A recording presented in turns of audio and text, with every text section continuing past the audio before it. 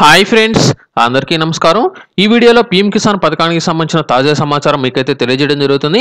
PM కిసాన్కి సంబంధించి ఇక మీదట పేమెంట్ అనేది రావాలంటే కొన్ని కండిషన్లు అనేది పెట్టడం జరిగింది. ఈ కండిషన్లు అనేది ఏమిటి, అలాగే మనకు పీఎం కిసాన్ పథకానికి సంబంధించిన 10వ విడత సాయం జనవరి 1వ తేదీన అయితే విడుదల చేయడం జరిగింది.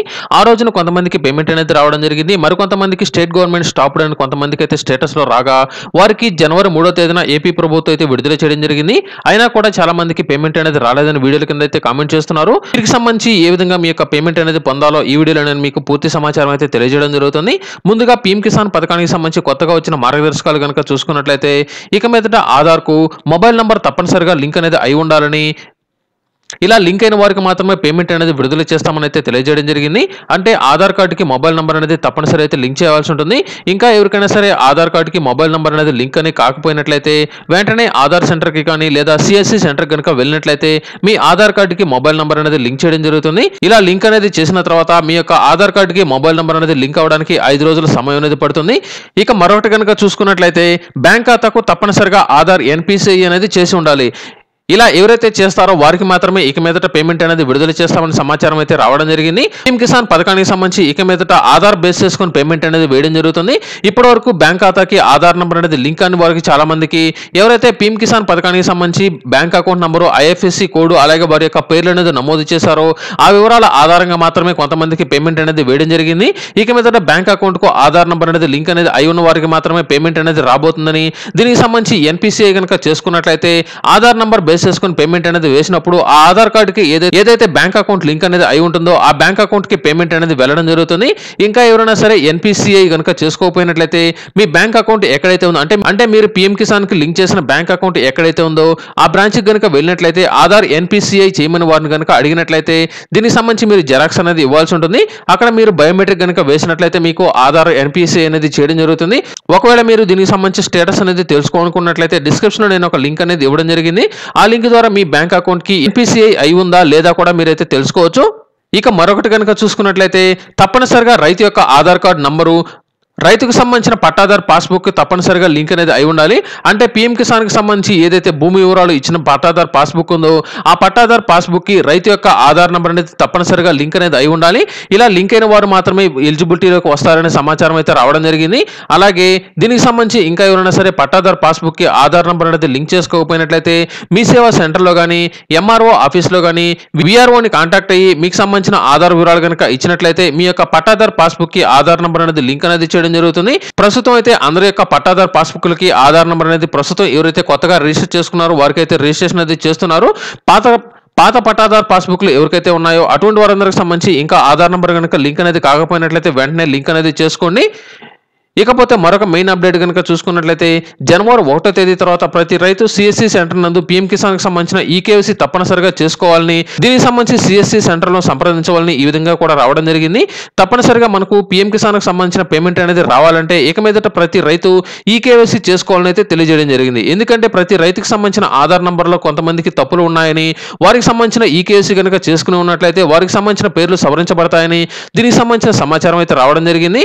ప్రతి రైతు వారికి సంబంధించిన ఈకేవైసీ కనుక చేసుకుని ఉన్నట్లయితే ఆ ఈకేవైసీ ఆధారంగా ఆ రైతు యొక్క పేరు, అలాగే రైతుకు సంబంధించిన బ్యాంక్ అకౌంట్ లో ఉన్న పేరు, అలాగే రైతుకు సంబంధించిన పట్టాదార్ పాస్బుక్ లో ఉన్న పేరు అన్ని ఒకటే విధంగా ఉన్నాయా లేదా అని సరిచూసుకోవడానికి ఈ యొక్క ఈకేవైసీ విధానాన్ని అయితే తీసుకురావడం జరిగింది. అయితే ఈ ఈకేవైసీకి సంబంధించి మనకు పీఎం కిసాన్ వెబ్సైట్ లో కూడా ప్రస్తుతానికి కొంతమందికి ఈకేవైసీ అనేది అవుతుంది. దీనికి సంబంధించి ఉదయం 5 గంటల నుంచి ఉదయం 8 గంటల లోపల కనుక ట్రై చేసినట్లయితే మీకు ఈకేవైసీ అనేది అయ్యేదానికి అవకాశం అనేది ఉంది. దీనికి సంబంధించి ఈకేవైసీ అనేది ఏ విధంగా చేసుకోవాలో డిస్క్రిప్షన్ లో నేను ఒక లింక్ అనేది ఇవ్వడం జరిగింది. ఆ లింక్ ద్వారా కూడా మీరు పీఎం కిసాన్ కి సంబంధించిన ఈకేవైసీ అనేది చేసుకోవచ్చు. అలాగే కొత్తగా ఎవరికైతే పట్టాదార్ పాస్బుక్లు వచ్చి ఉంటాయో అటువంటి వారందరూ తప్పనిసరిగా పీఎం కిసాన్ కి సంబంధించి రిజిస్ట్రేషన్ చేసుకోవాలని అయితే తెలియజేయడం జరిగింది. పీఎం కిసాన్ కి సంబంధించి మీరు రిజిస్ట్రేషన్ అనేది చేసుకోవాలనుకున్నట్లయితే డిస్క్రిప్షన్ లో నేను ఒక లింక్ అనేది ఇవ్వడం జరిగింది. ఆ లింక్ ద్వారా మీరు ఆన్లైన్ లో రిజిస్ట్రేషన్ అనేది చేసుకోవచ్చు. ఒకవేళ మీరు ఆన్లైన్ లో చేసుకోలేము అనుకున్న వారు ఎవరైనా సరే మీకు దగ్గరలోని సిఎస్సి సెంటర్ కనుక వెళ్ళినట్లయితే వారు పీఎం కిసాన్ కి సంబంధించి కొత్తగా రిజిస్ట్రేషన్ అనేది చేయడం జరుగుతుంది. ఇలా కొత్తగా ఎవరైతే రిజిస్ట్రేషన్ అనేది చేసుకుని ఉంటారో వారికి సంబంధించి పాత రైతు ఎవరైతే ఉన్నారో వారి యొక్క పేరు అనేది తొలగించి కొత్త రైతు యొక్క వివరాలు అనేది ఆన్లైన్లో రిజిస్ట్రేషన్ అయితే చేయబడుతుంది. అలాగే ఇక మీదట ఎవరైతే ఇన్కమ్ ట్యాక్స్ చెల్లిస్తున్నారో వారికి సంబంధించి కూడా పీఎం కిసాన్ పథకాన్ని అయితే తొలగించడం జరుగుతుంది. ఇక మీదట పీఎం కిసాన్ అమౌంట్ అనేది రావాలంటే ఈ యొక్క కండిషన్ అనేది తప్పనిసరిగా మీరైతే ఫాలో అవ్వాల్సి ఉంటుంది. ఇక పీఎం కిసాన్ పథకానికి సంబంధించి 10వ విడత సాయం కనుక చూసుకున్నట్లయితే పీఎం కిసాన్ పథకానికి సంబంధించిన 10వ విడత సాయాన్ని మనకు జనవరి 1వ తేదీన ప్రధానమంత్రి మోడీ గారు మధ్యాహ్నం 12:30 విడుదల చేయడం జరిగింది. అయితే జనవరి 1వ తేదీన కొంతమంది రైతులకు మాత్రమే పేమెంట్ అనేది రావడం జరిగింది. మరి కొంతమందికి స్టేట్ గవర్నమెంట్ స్టాప్డ్ అని కొంతమందికి స్టేటస్ అయితే రాగా వీరికి సంబంధించి ఎవరికైతే పీఎం కిసాన్ పథకానికి సంబంధించి 1వ తేదీన రావాల్సిన పేమెంట్ అనేది స్టేట్ గవర్నమెంట్ అనేది ఆపిన కారణంగా మనకు జనవరి 3వ తేదీన ఏపీ ప్రభుత్వం వైఎస్ఆర్ రైతు భరోసా పథకంతో పాటు పీఎం కిసాన్ పథకం ద్వారా ఎవరికైతే స్టేట్ గవర్నమెంట్ స్టాప్డ్ బై ఉందో అటువంటి వారందరికీ పేమెంట్ అనేది విడుదల చేయడం జరిగింది. అయినా కూడా కొంతమందికి పేమెంట్ అనేది అంటే పీఎం కిసాన్ పథకానికి సంబంధించిన 10వ విడత సాయం అనేది రాలేదు. వీరికి సంబంధించి స్టేట్ గవర్నమెంట్ అనేది ఆపిన కారణంగా కొంతమందికి పేమెంట్ అనేది రాలేదు. కాబట్టి దీనికి సంబంధించి ఇంకా ఎవరికైనా సరే పేమెంట్ అనేది రాకపోయినట్లయితే వెంటనే పీఎం కిసాన్ కి సంబంధించిన హెల్ప్ లైన్ నంబర్ 155-261 లేదా 011-243-00-606 గనుక ఫోన్ చేసినట్లయితే వెంటనే మీ సమస్యలను పరిష్కరిస్తామని అయితే తెలియజేయడం జరిగింది. ఇలా ఎవరికైతే పేమెంట్ అనేది ఆగిపోయిందో అటువంటి వారందరూ కనుక మీకు సంబంధించి ఆన్లైన్ కంప్లైంట్ కనుక ఇచ్చినట్లయితే వీరికి సంబంధించి తక్షణం వెరిఫికేషన్ అనేది ఉంటుందని, ఇలా ఎవరికైతే వెరిఫికేషన్ అనేది అయిన తర్వాత మీకు ఎలిజిబిలిటీ కనుక ఉన్నట్లయితే ఈ నెల 30వ తేదీ లోపల తప్పనిసరిగా ప్రతి రైతుకు పీఎం కిసాన్ కి సంబంధించిన పేమెంట్ అనేది వేస్తామని, అప్పట్లోపల కనుక మీకు సంబంధించి అర్హత కనుక రాకపోయినట్లయితే ఇక 11వ విడతకు సంబంధించి పేమెంట్ అనేది ఈ యొక్క అర్హతల ఆధారంగా మీకైతే రావడం జరుగుతుంది. అంటే మీకు 11వ విడతకు సంబంధించిన సాయంలో ఎటువంటి అవకతవకలు అనేది లేకుండా మీకు పేమెంట్ అనేది రావడం జరుగుతుంది. ఎవరైతే ఇంకా పేమెంట్ అనేది రాలేదో అటువంటి వారందరూ కంప్లైంట్ కనుక ఇచ్చినట్లయితే మీకు 11వ విడతలో ఎటువంటి ఆటంకాలు అనేది లేకుండా పేమెంట్ అనేది వస్తుందని ఒక సమాచారం అయితే రావడం జరిగింది. ఒకవేళ మీరు ఈ యొక్క హెల్ప్ లైన్ నంబర్ కు ఫోన్ చేసి మీరు కంప్లైంట్ అనేది ఇచ్చినా కూడా ఎటువంటి రెస్పాన్స్ కనుక లేకపోయినట్లయితే వెంటనే మీ మండల కార్యాలయంలోని అగ్రికల్చర్ ఆఫీసర్ కనుక కాంటాక్ట్ అనేది అయినట్లయితే అక్కడ మీకు సంబంధించిన వివరాలు అనేది ఆన్లైన్ లో వారైతే చెక్ చేయడం జరుగుతుంది. ఇలా ఆన్లైన్ లో మీ యొక్క వివరాలు అనేది చెక్ చేసే సమయంలో ఏదైనా తప్పులు కనుక ఉన్నట్లయితే వెంటనే సవరించుకోండి. ఎందుకంటే మీకు సంబంధించిన పేరు అనేది తప్పుగా ఉన్నా లేదా బ్యాంక్ అకౌంట్ వివరాలు తప్పుగా నమోదు అనేది అయి ఉన్నా లేదా ల్యాండ్ కి సంబంధించిన వివరాలు తప్పుగా నమోదు అనేది అయి ఉన్నా వివిధ కారణాల కారణంగా ఏదైనా తప్పులు కనుక ఉన్నట్లయితే మీరు అక్కడే వెంటనే సవరించుకున్నట్లయితే మీకు 11వ విడతకు సంబంధించిన సాయం అనేది మీకైతే రావడం జరుగుతుంది. పీఎం కిసాన్ పథకానికి సంబంధించి ఏదైనా స్టేటస్ అనేది మీరు చెక్ చేసుకోవాలనుకున్నట్లయితే కింద డిస్క్రిప్షన్ లో నేను ఒక లింక్ అనేది ఇవ్వడం జరిగింది. ఆ లింక్ లో మీకు సంబంధించిన స్టేటస్ అయితే ఒకసారి అయితే చెక్ చేసుకోండి. అనేది వచ్చిందా లేదా అనేది ఇక్కడైతే మీరైతే తెలుసుకోవచ్చు. ఇక్కడ నేను ఆధార్ నంబర్ అనేది నాకు తెలిసిన ఒకరికి సంబంధించి ఇప్పటి వరకు 9 విడతల పేమెంట్ అనేది ఎవరికైతే వచ్చిందో వారికి సంబంధించిన ఆధార్ నంబర్ ఇక్కడైతే ఎంటర్ చేశాను. గెట్ డేటా మీద క్లిక్ చేయడం జరిగింది.